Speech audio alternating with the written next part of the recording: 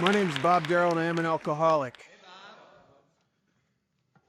Because of God's grace that I've accessed and maintained through the program and fellowship Alcoholics Anonymous, I haven't had a drink or anything else to treat my alcoholism except AA since Halloween 1978, and for that I owe AA my life.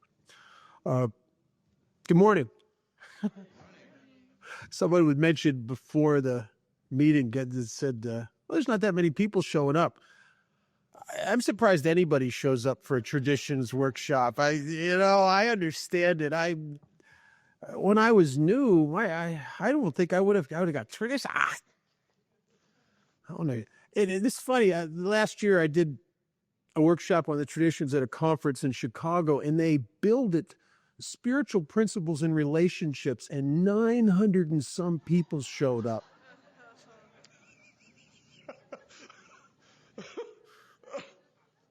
Because you know how we are. Traditions, I want stuff that has to do with me. Right? Oh, I'm in love with Alcoholics Anonymous. And how could you not, if you're involved and you're making amends and you're repairing the damage and you're getting your parents and people in your life back, and you're fixing those impossible, irreparable relationships through this amazing process in AA. And you're returning to society, and you're sponsoring people, and you're watching them, homeless guys, buy their first house. And guys that were so depressed and alone they'd never be free, and they're sponsoring guys and the lights on. Then you walk guys down the aisle and watch them have their first kid. And you watch what happens. I had a mother come back into my life that I loved her, always did, and a sister and a father, and all through Alcoholics Anonymous. How could you not love the thing that's making that possible? I mean, how could you not? Really? And God, the things that I've seen happen in the guys' lives that I sponsor, guys that guys that have been in my life, some of them over 25 years. And but it wasn't always that way with me. I came here, I was so self-obsessed. I think I was in AA 6 months before I realized there was anybody else here except me. I mean, really, because it was all my stuff. It was like you were just cardboard cutouts for me to throw things at, in my life. And then I started to connect with some of the people here and realize that I started to identify and realize that they were like me. And I started to care about the things that were going on in their life. And then I started sponsoring guys, and my consciousness expanded out off of me and eventually into the fellowship, Alcoholics Anonymous. I belong to a home group, and I really care about the people there. Some of them annoy the hell out of me, I'll tell you, but I care about them. And if there's nobody in AA annoying you, you're not going to enough meetings. I mean, you're not doing nothing. You're just sitting at home. I mean, but how else do we learn love and tolerance and how to deal with that stuff, really? And that I'm not an expert on anything, probably except my own failure, but I'm going to try to share a little bit about my personal experience in the application of these principles. And I'm going to do a little bit, and then Sandy's going to tie it up. And I tell you, I'm so, and I don't want to embarrass Sandy, because if I was, it would reverse to embarrass me. But I want to tell you, God has gifted him with an ability to communicate the things that people like me think. And I feel, since my early sobriety, I've listened to him talk many, many, many times. And I've always it's just one of my favorite guys to listen to. I kind of feel like starting this, I feel like the garage band opening for the Rolling Stones, That's it. I'm not going to embarrass him anymore. That's enough. Some of you might be wondering, well, what's the big deal? Why do we have to have these traditions, these rules, this stuff? And if you know anything about the history of Alcoholics Anonymous, and it took me a while to even care about it, but I started, as I fell in love with AA, I started to want to know about how we got here, what happened. And most of you know the story of Bill and Bob meeting in the Cyberlin Gatehouse in 1935, May, and how Bill had been sober almost 6 months with no success. And he'd had a talk with a guy named with William Silkworth before this trip to Akron. He got a little new idea and he started a new approach. And he started sharing with this washed up proctologist, a guy that I have always identified with. Matter of fact, when Bill wanted to talk to him, he couldn't talk to him at the moment. He was taking a nap under the dining room table. You gotta love a guy like that, you know? I mean, right, you really do. I mean, I get that. I'm under the booth taking a nap kind of guy. You know, I'm just that kind of guy. I understand that. And they met the next day, and Bob's son and I became very good friends. He's been in my house. He died a while back, and he was a great man. I used to love to sit in rooms and listen to him tell the story of Ann, Bob's wife, dragging him in the car, and the kid Smitty's sitting in the back and taking him to see this Yankee, and he don't want to go. He don't want some Yankee telling him about his drinking. He's had people preaching to him about his drinking for years. And he walked in there, and an amazing thing happened. He said to him, he said, 15 minutes, I want to get out. You got to get me out of here 15 minutes. That's it. I'll take it for 15 minutes. Well, he came out 4 hours later, almost. And because he went in there, Bill Wilson did not talk to Dr. Bob about Dr. Bob's drinking. Bill Wilson talked to Dr. Bob about Dr. Bob's drinking. And Bill just sat there and his defenses were down because he wasn't being talked at. And for the first time, he connected with another human being. And he was enthralled with the whole prospect. And Bill had these principles that were he was trying to flesh out that would eventually be the 12 steps. And there was about 6 of them at that time. And he loved them all.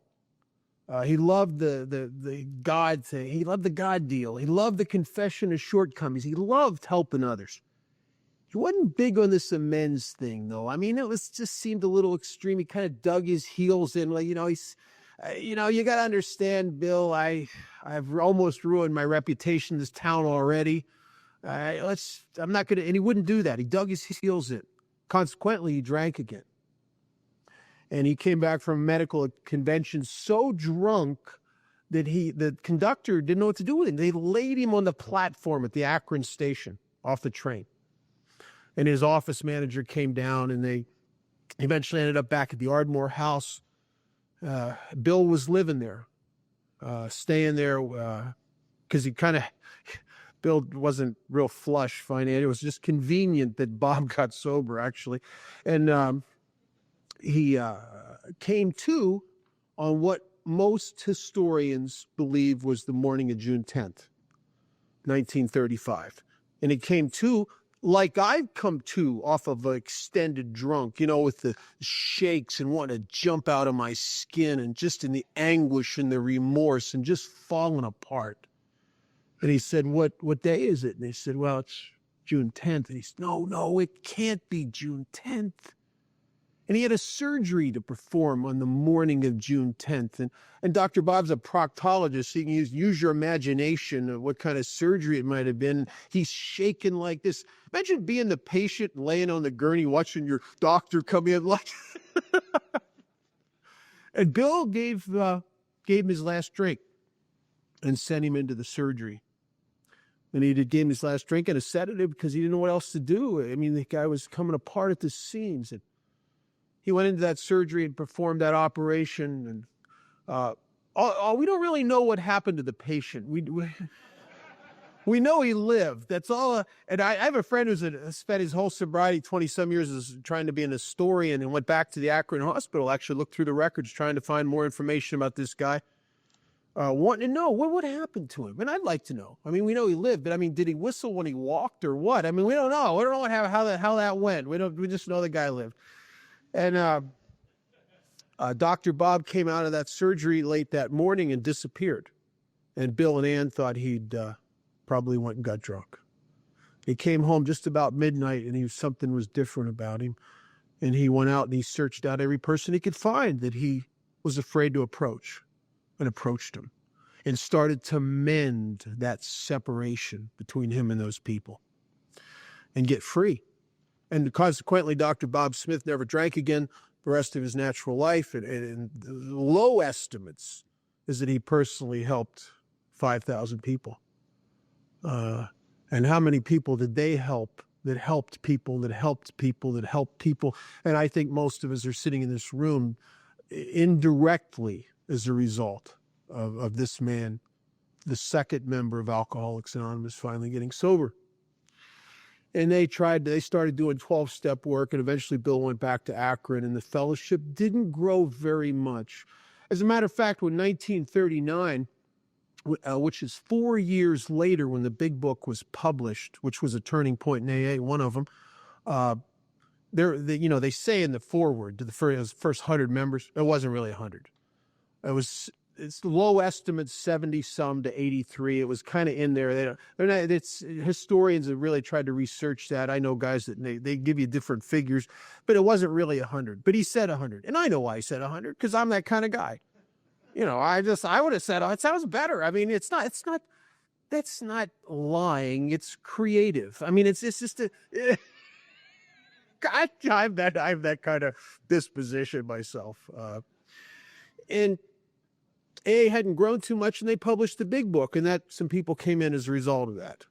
I remember hearing a guy, when I first got sober from California, one of the earlier members, talk about how they got sober off the Big Book of Alcoholics Anonymous in California, because they didn't have a connection with New York and Akron and different parts of the country where that happened. So the Big Book started, the fellowship started growing, and then a couple things happened. There was a baseball player in Cleveland who was interviewed, and he mentioned that he was sober in AA and it changed his life. And all of a sudden, the Cleveland group of Alcoholics Anonymous was inundated with they were swarmed.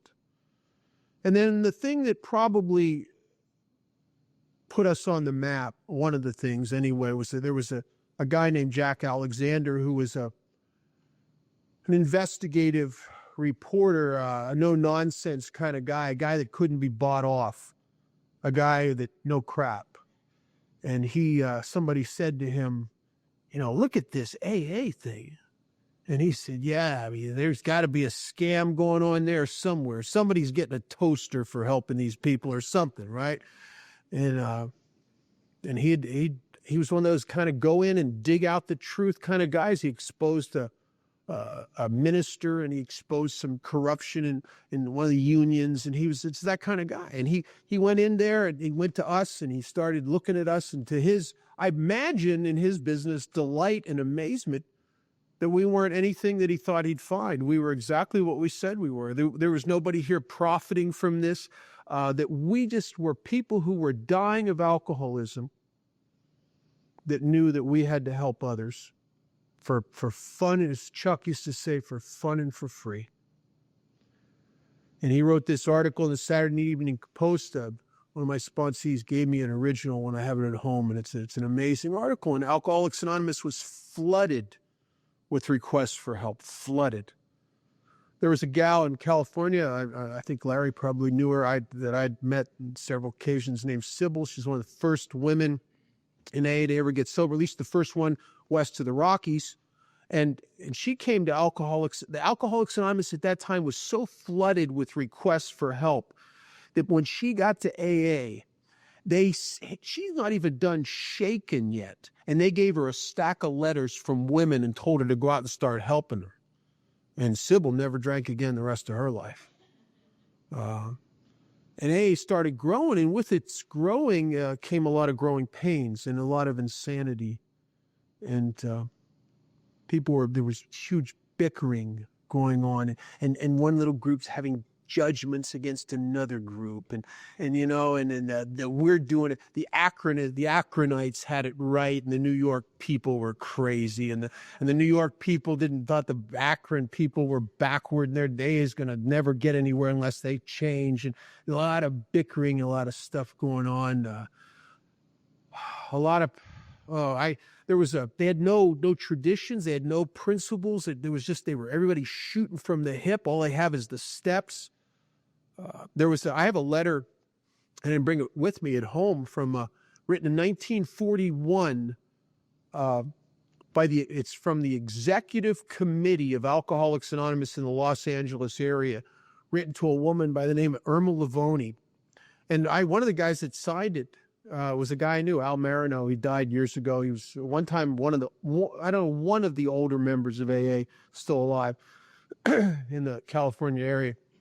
And in this letter, they revoked Irma's membership in Alcoholics Anonymous. And I talked to Sybil's daughter, and Sybil used to tell the story. And they revoked it because Irma liked men. She liked all kinds of men, single men, married men. She don't care. She doesn't like men. She was very flirtatious, and they thought this is a travesty. It's going to ruin alcoholics, and they revoked her membership. I mean, some of the most dynamic women in AA that I know were not.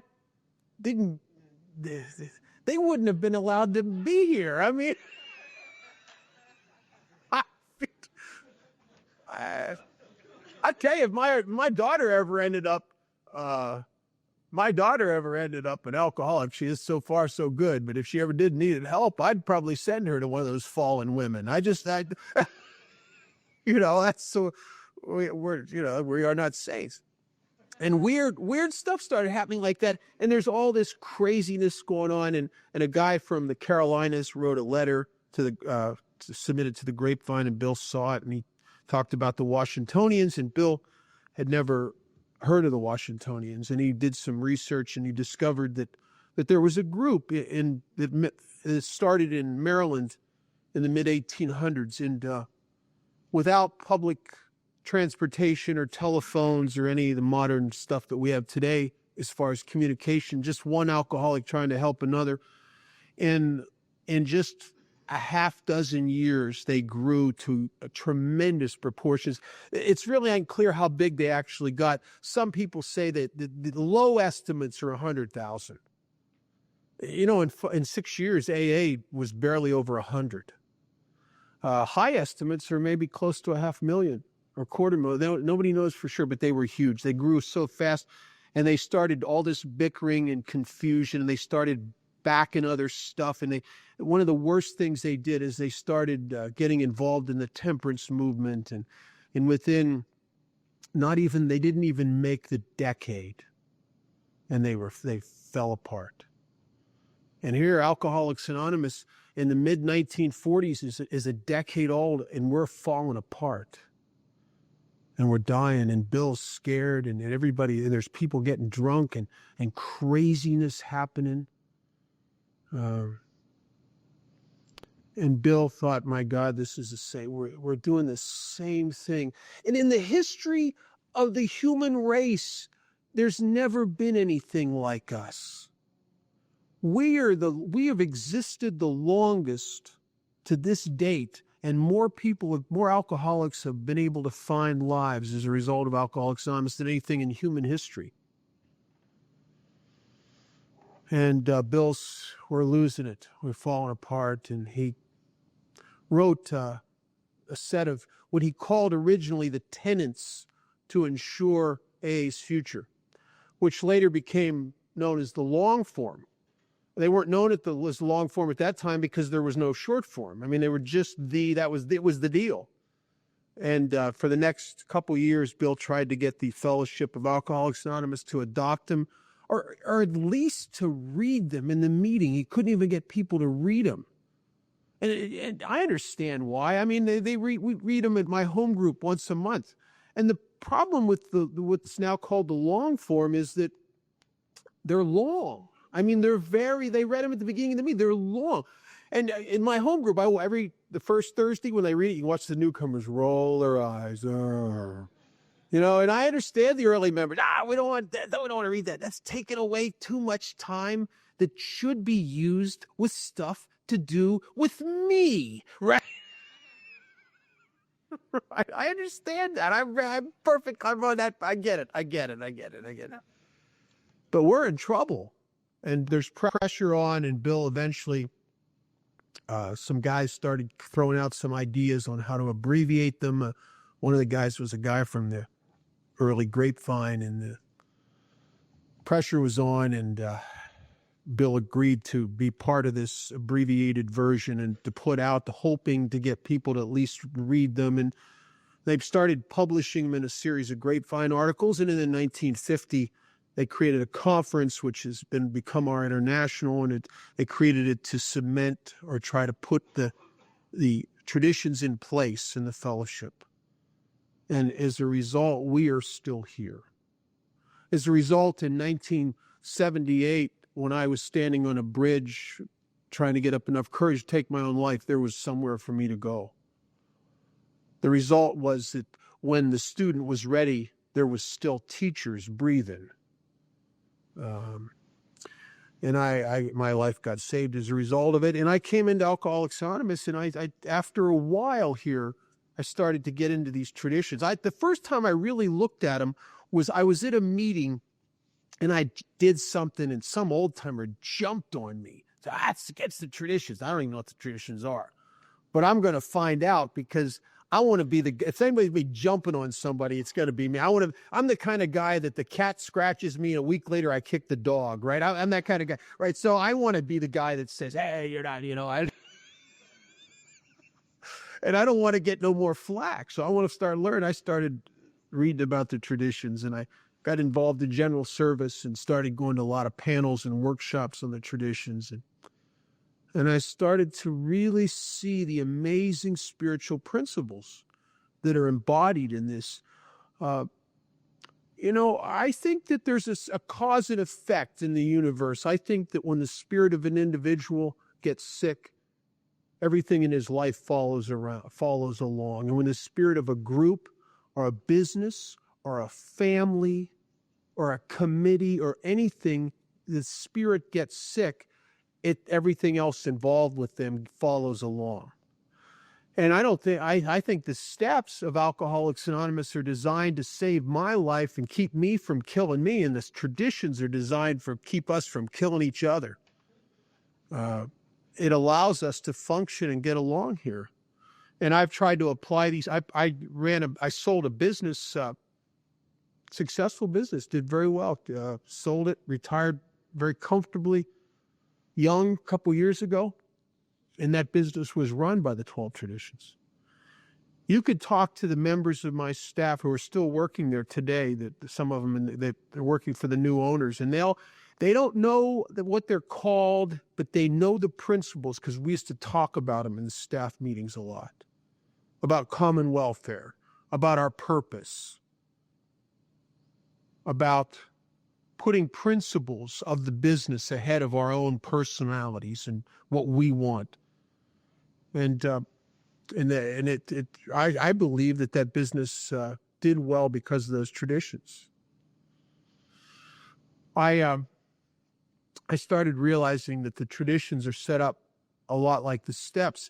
In the 12 steps, the problem is defined in step 1. Lack of power and an absolute inability to manage anything worthwhile in here, drunk or sober. I can't fix me. And as you go through the process of the 12 steps, by the time you get to step 12, the solution has occurred. And what is that solution? You've had an awakening. Something's happened to you. And the same thing is true with the 12 traditions. In the first tradition, the problem is defined in a lack of unity. It said in the short form, it says our common welfare should come first. Personal recovery depends upon AA unity. I was in a halfway house in 1970, late 76, I think, early 77, and I had a running mate in there, a guy that we hated AA, and we'd go to AA meetings, and we'd sit in the back and judge everybody. And you got to have a running partner if you want to judge properly. You need that to get that torque on the personalities. We'd sit back there and talk. This guy's full of crap. Just all that stuff. Really a bad influence, a disruptive force in AA. We were both on marijuana maintenance. We knew we can't drink. It kills us. Yeah, but we got to do something. And I drank again. And got thrown out of that place. And I'm living on the streets like an animal. And I'm dirty. And I got hair down to here. And it's matted. And I got a long pre-ZZ top beard. And it's, with twigs and stuff. And, all the natural. And I would go back up to the place I was thrown out of to panhandle nickels and dimes for another bottle of Richard's Wild Irish Rose. And the guy that was my running partner came out one morning and saw me, and he gave me a couple dollars and a look that cut me, a look that we all see from time to time, that look that's a combination of pity and contempt. That look? I hate that look. If I go through the rest of my life and never see that look on another human being's face, I tell you, I'm overpaid in AA. And unbeknownst to me, this snapped this guy, seeing me, because what I guess he saw is he saw his near future coming at him. And I was pathetic. And he went and got a sponsor.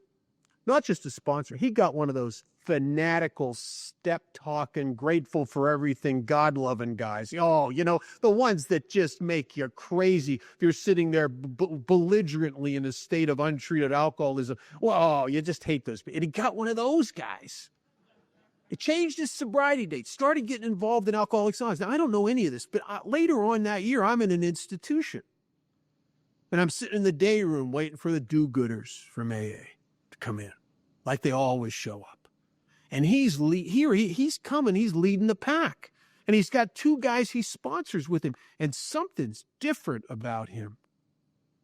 And he's real involved in Alcoholics Anonymous. And I got it, that he was recovering, and he's recovering because he became a part of you. And it was later on in my last drunk, I came off of it. And somehow, I don't know where this came from. Somewhere inside of me, I knew I had to be a part of you. I got it that my personal recovery depended upon me being unified with you and a part of you. That I could not stand alone. And the bad part about that for me is that there's only one thing I really don't like about AA. Is it's got people in it. And I don't like people. I'm awkward around people. I feel uncomfortable around people. I try to fit and end up saying stupid things. I'm not good with people. I'm good by myself, I think. I'm crazy, but I'm all right. But I had to become a part of you, and I had to start joining you and doing everything that you did. And oddly enough, as I did everything you did, I started to feel like you felt. I started to be connected like you were connected as a result of taking the actions. And I think that at the core of my malady is a lack of unity. I drank alcohol because I didn't fit. I never was connected. I had an inability sober to integrate myself in groups of people. And I felt when I'd sober up, I'd feel like I was dying of loneliness until I would return to drinking again, hoping to be able to come out and play and feel like I'm a part of and laugh and have a good time and be all of that stuff. I drank to fit. I drank because of a lack of unity. And Carl Jung, who's mentioned in AA literature several times. He very influential, actually, indirectly in some of AA's pieces of the puzzle coming together to allow us to be here. Carl Jung, in a letter to Bill Wilson that he wrote in the early 60s, right before Carl passed, he said to Bill Wilson that he always believed something that he had been afraid to tell Roland Hazard. But he believed that based on his experience in dealing with alcoholics, that he always believed that the alcoholic's thirst for alcohol was a low-level thirst of his being for unity, for connectedness, to be a part of, or is expressed in, he says, or is expressed in religious medieval terms, a union with God. I drank for connectedness. There were times in my early drinking, man, where I'd get half lit up and I was so a part of, man, I'm that guy. There were times, not only was I connected to a group of people, there were moments where I'd get connected to the universe. Just, you remember those evenings where you just, about 3 o'clock in the morning, you can finally see the big picture. And you think to yourself, oh, this is what Buddha saw. Remember that? You just feel plugged in, man, plugged in. I'd say at middle, like 3 o'clock in the morning, I'd say stuff blow my mind. Just, I drank for unity. And that's really, a lack of unity is the problem. It's a problem in my personal life. It's a problem in Alcoholics Anonymous. It was a problem in my business. It's a problem in relationships. If there's a problem in a relationship, it's usually this. And so we start through the process that's designed to fix this, to treat this lack of unity, this disconnectedness that we can have as a fellowship or an individual or as a family or as a business or wherever you apply these spiritual principles. Tradition number 2 is an amazing tradition. AA is so unlike anything else in the world. And it says, for our group purpose, there is but one ultimate authority, a loving God as he may express himself in our group conscience. Our leaders are but trusted servants. They do not govern. Alcoholics Anonymous is the only place I know where you come in a big shot and you grow up to being a servant. Right? Everywhere else, it's the other way. Every place else, you come in, you scrub the floors, and eventually you're the boss. And newcomers come in, they're the boss. They know what's wrong with everybody. They know it's how to, and if you're lucky and you apply this stuff, you eventually will become a servant. You'll eventually fall in love with this thing. You just want to help. How can I help? You need someone to do the chairs? You need somebody to go on a 12-step call? What do you need? And we have guys at my group. They come up to me because I'm visible, and which bothers me sometimes. But there's new guys that come into AA and they're looking for who's in charge. Who's in charge? And if you give them the right answer, they just look at you. Well, God. Yeah, come on, who's really in charge? Because you want to get you want to find that guy and kind of get up next to him, see how you can get his spot. You're right. Larry and I were talking about this in the restaurant last night, about this vying for control in AA. It's a very disrupting, disunifying deal. Power struggles in Alcoholics Anonymous. Our ultimate authority is a loving God as he may express himself in our group conscience. And an informed group conscience, I believe, is infallible. It's not always it might not always be your way, but it's the way of something or some force that is greater than us. And isn't it the essence of surrendering to AA, giving up your way for a greater purpose and a greater ethic? I had a guy that sponsor, he's sober 21 years, and when he was about 18 years sober, about 17 years sober, he came to me and he was just frazzled. He had one of those days where nothing's going right, and he just wants to, one of those kind of days where he wants to explode. He's just uptight. And we started talking, and he said, man, I just hate it when I get like this. I said, yeah, I know. I said, I hate that feeling that you get when you're not getting your way. He said, yeah, man, I know. I said, well, I think you're sober long enough to hear this. I can tell you how you will never feel that again. How you will never feel that anxious conflict of not getting your way again. And he lit up. He said, really?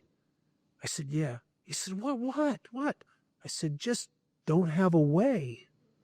And he looked at me like, oh. That's true. Don't have a way.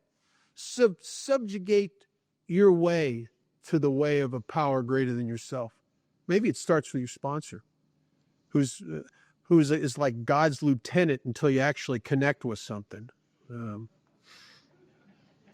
Tradition number, and this thing about our leaders are but trusted servants. I don't know why I remember weird things from my childhood in school, but one of the pieces of English literature I remembered as after I got in AA and I hadn't gone back and read it or anything was Milton's Paradise Lost. And there's a part in there where Lucifer has literally cast himself out of heaven by his own will. And as he's leaving, he's shaking his fist at God, the angels of heaven. He says a classic line. He says, I'd rather reign in hell than serve in heaven. And I don't know about you, but when I'm reigning, it feels like hell. And when I'm serving, it feels like heaven. And the whole difference between your experience in Alcoholics Anonymous, or I think anywhere, is are you a guy that's trying to reign or a guy that's trying to serve? And man, if you try 1 week, you try to be a reigner, at the end of that week, you'll know this ain't no good. And if you try to be a servant, at the end of that week, you'll go, yeah, this is the deal. Tradition number 3, and I want to talk a little bit about this in the long form. I don't know. I don't want to get into an opinion, but I'll come up with an observation. I think that something changed in the fellowship of Alcoholics Anonymous when we walked away from the long form and we adopted the short form. The membership requirement became different, and consequently, the flavor of the fellowship altered a little bit. In the original membership requirement, as it's outlined in the original tradition, the third tradition, it says our membership ought to include all who suffer from alcoholism. Hence, we may refuse none who wish to recover from alcoholism. And it goes on talking about membership and conformity, and that never has to do with conformity or money, and it's true. But I'll tell you, in the short form, the membership requirement's different. It says the only requirement for membership is a desire to stop drinking. Let me tell you something. In my observation, there's a big difference between having a desire not to drink and suffering from alcoholism, because the suffering from alcoholism begins where the bag and the bottle ends. It's the restless, the irritable, the discontent, the low-level depressions, the feelings of misery and depression, the feelings of uselessness, all the stuff it talks about in the big book on page 52 and in the doctor's opinion and throughout that whole book. It's a description of how guys like me, what is alcoholism once I stop drinking? What do I got to apply these steps to? I'm an everyday member of Alcoholics Anonymous because I suffer from alcoholism. And in direct proportion to my involvement in this spiritual way of life, I don't even know it most time. I'm very comfortable in my life. But if I start diminishing my involvement in AA, I start to suffer from alcoholism again. And it's insidious for me, because when I start to suffer from alcoholism, I don't get it that there's anything wrong with me.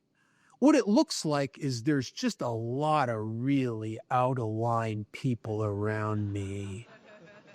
And they're irritating me, and I'm restless, so I need to straighten them out, which makes abstinence a lonely, lonely business. I'm an everyday member of Alcoholics Anonymous because I suffer from alcoholism. I didn't come here with a desire not to drink, really. I had a desire to stop hurting, a desire to stop suffering, a desire to stop ending up in jail, a desire to stop having wine sores, a desire to stop feeling like I'm dying, a desire to stop being homeless, a desire to get away from this remorse and the shame. But to stop drinking. What if God would have come to me when I was new and given me one wish?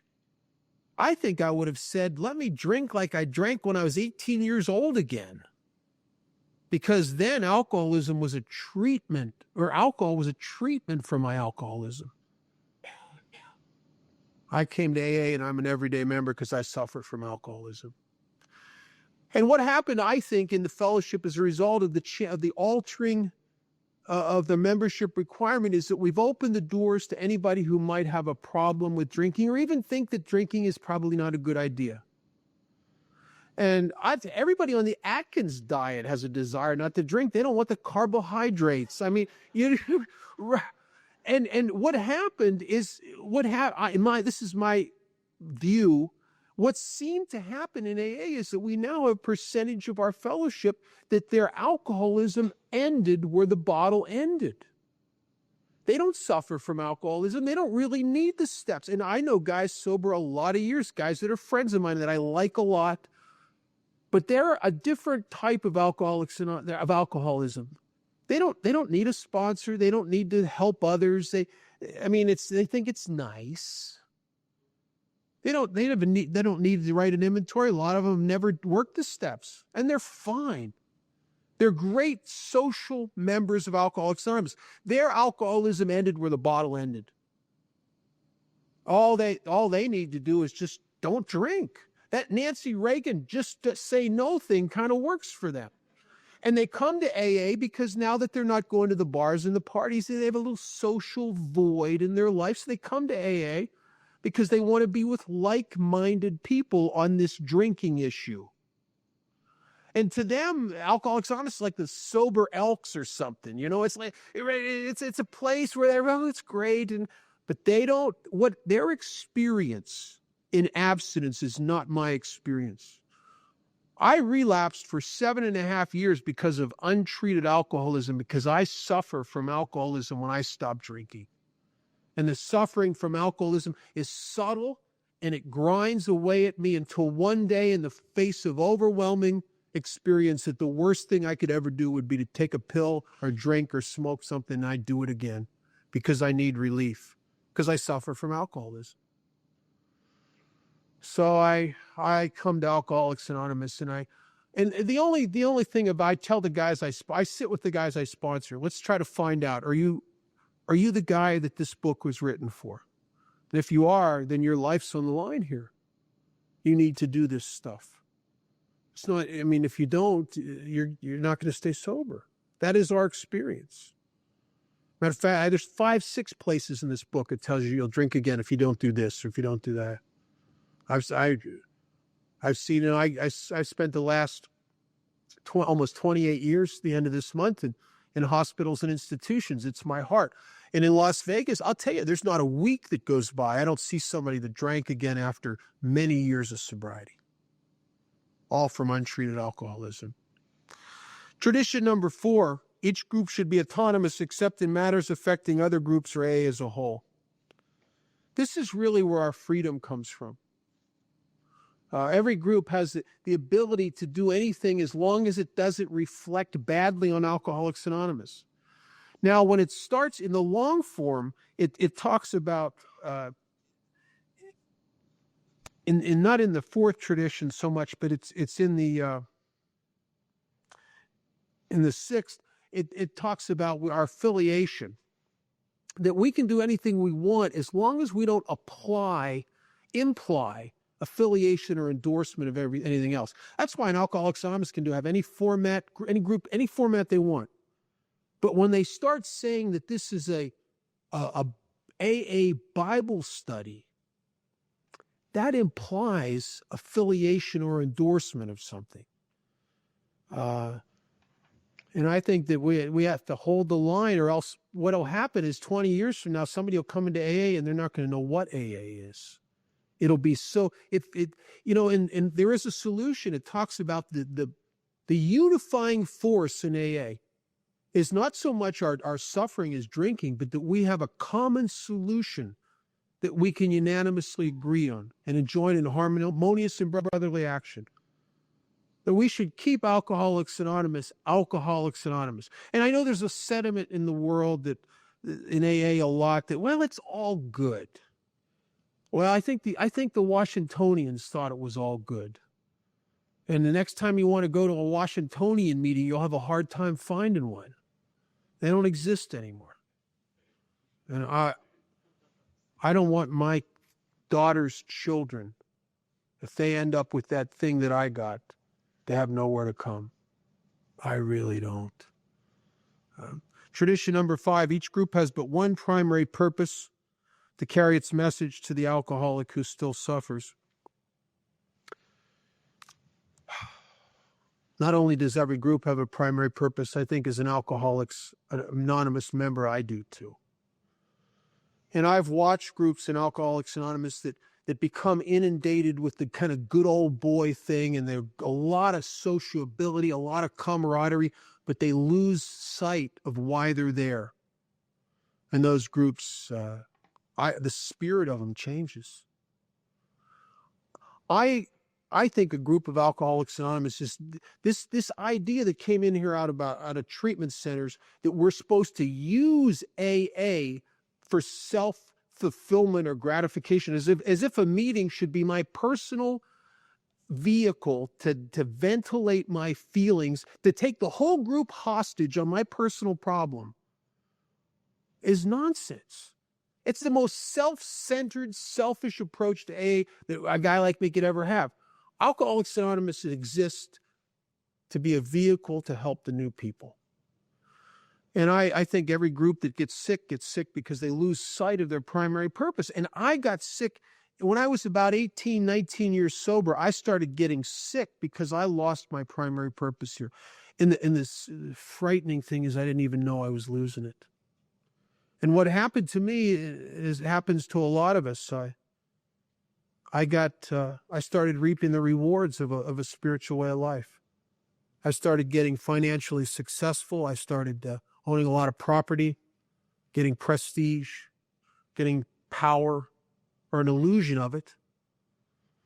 I came back from a trip to Maui where I stayed on a 4-star hotel on the beach and had an amazing time. I'd rented a Harley for the time I was there. I ate at some of the greatest restaurants. I came home. I sat in my house. I have a big house up on a hill, looks out over the city of Las Vegas.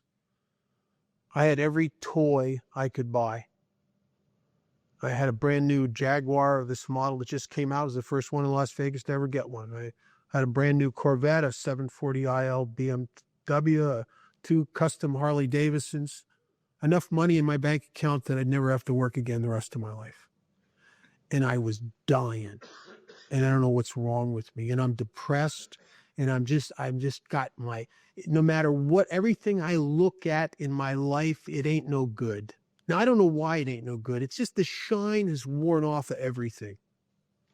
And there's this big vacancy inside of me that keeps drawing my attention inward. So I'm sinking into a depression. And I don't know what's wrong with me. And a guy in Alcoholics Anonymous said something to me. It snapped me. He said, you still go to meetings. You're on your mouth a lot in AA. He said, but I don't think your primary purpose is helping drunks anymore. He says, I think your primary purpose is you. And I thought, oh my God, when he said that, they say the truth will set you free, but I'll tell you, it'll ruin your day first. And he was right on the money. I don't know how that happened. How does a guy who spent his first probably 15 years of sobriety just on fire, all I cared about was helping other people, and the business stuff was great, but I'm just doing a good job to be a good example, but my real purpose is to be of service. And then all of a sudden, incrementally, now my focus is me, my finances, my toys, my relationships, me. And I understood exactly what the problem was, and I threw up my hands. And within a week, I got 2-3 new guys in my car. I've turned up the volume on my commitment to Alcoholics Anonymous, and I'm back right in the middle again. And I never left. I never stopped going to meetings. But I tell you what, this is pathetic too. I hate to even admit this, but I became the kind of sponsor that if you came up to me after a meeting and you had a problem and you're sharing with me your problem, you want to talk about it, I'm just standing there going, yeah, yeah. Like as if you hurry up and get this over with so I can get back to the important thing, me. right? I don't even know I'm that guy, but I'm that guy. I had re-inundated myself with self. And all of a sudden, there was a whole bunch of me between me and you, and a whole bunch of me between me and God. And no wonder I'm dying. I'm in the shadow. I blocked the light. I put too much of me between me and God. I put too much of me between me and you. And I hope to God, I never get back to that depth again. I'm always going to have a problem with this self-centeredness.